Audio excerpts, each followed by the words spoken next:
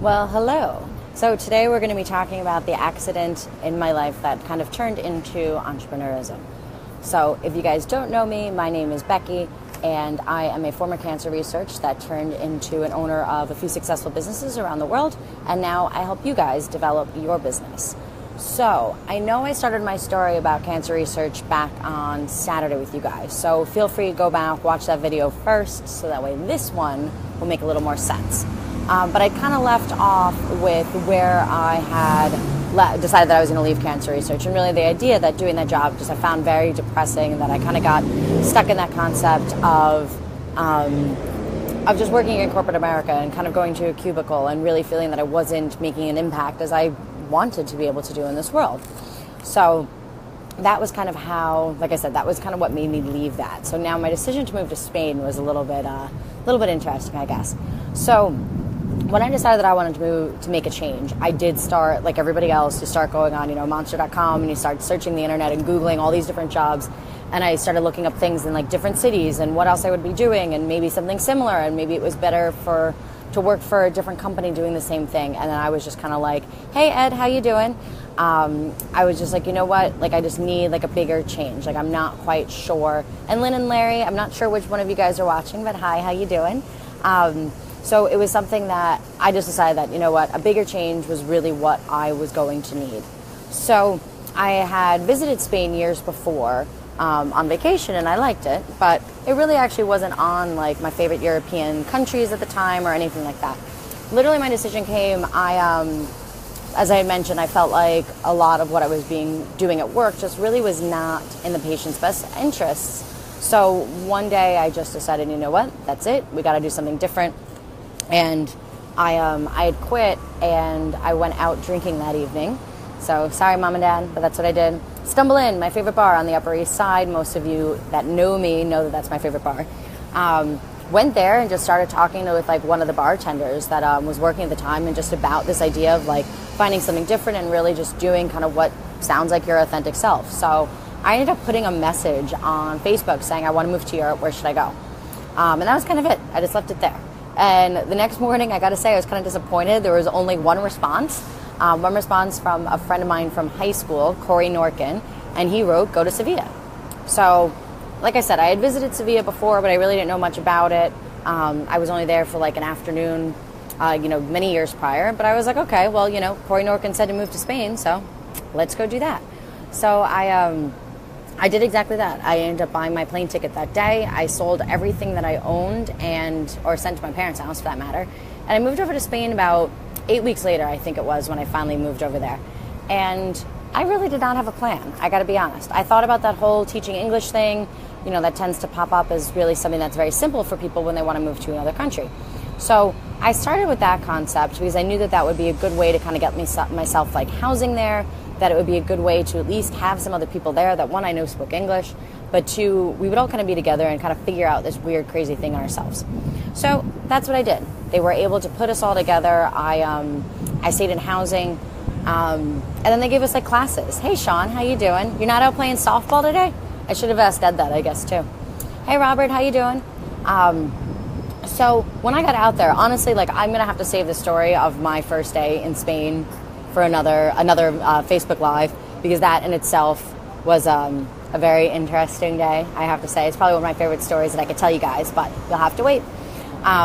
So I really wasn't quite sure where to kind of go from that. I did complete the course for teaching English. I did then end up actually working at the school that certified me. But then I realized that they really take advantage of foreigners. It was not like a very good situation. It was something that I just knew was not very sustainable, and still wasn't much fun. It wasn't really something that I enjoyed. So since I moved to Spain, not actually speaking any Spanish, I kept going to an Irish bar. I figured that, oh, you need a vacation? All right. Well, I hope you're still feeling good, and that's not hindering your play. But so I kept going to this Irish bar, being like, okay, well, somebody there's got to speak English, and maybe somebody there will explain to me why I keep ordering weird foods and not getting what I thought I was going to be ordering. And there I'd actually met a Mexican lady that was doing some tours, and she was just like, listen, like I think you'd be great for it. She told me that my English was great, so I agreed with her. I thought my English was pretty good. So she asked me if that was something that I wanted to do, was to start doing walking tours in Spain. So that's what I started doing. We started with like one hostel and took people out and walked them around the city and gave them a fun little historical tour. And we literally just made our money off of tips. I loved it though. It was something I got to meet people from all over the place. Every day something was different, except for the route that I was taking and my corny jokes, but can't win them all.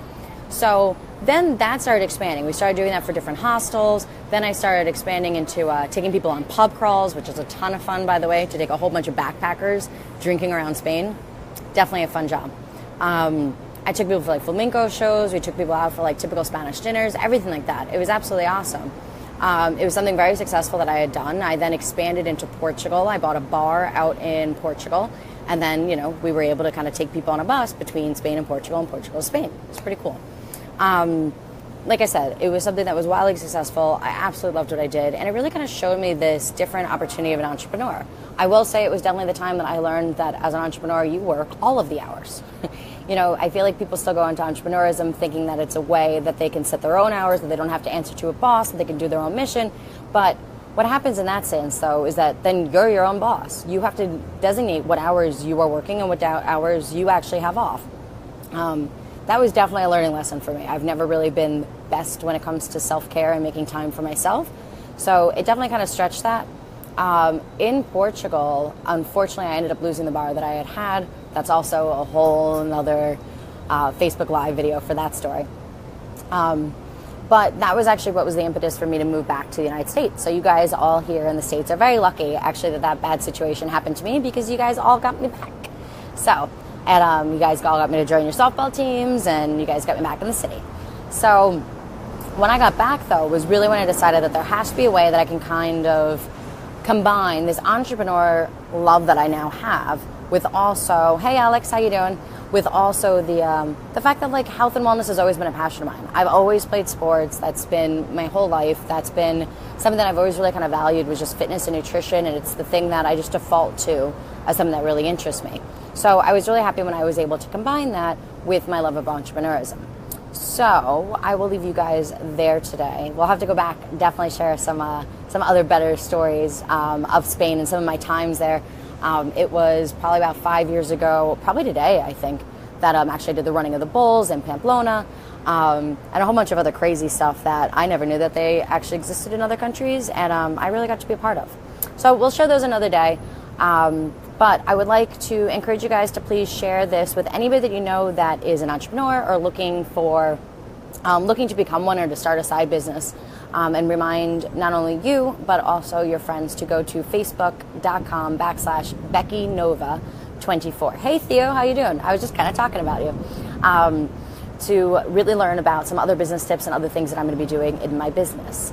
So that's it for today. I will be signing in. I'll probably give you guys just a little happy 4th of July message tomorrow and share a little bit about what people are doing around the city to celebrate. So that'll be tomorrow at 1 o'clock. Otherwise, please go check out facebook.com/BeckyNova, Nova 24. Thank you all very much. Have a happy 4th. Be safe, especially tonight. I hear people are going drinking. You know who I'm talking to. All right. Enjoy, guys. Bye.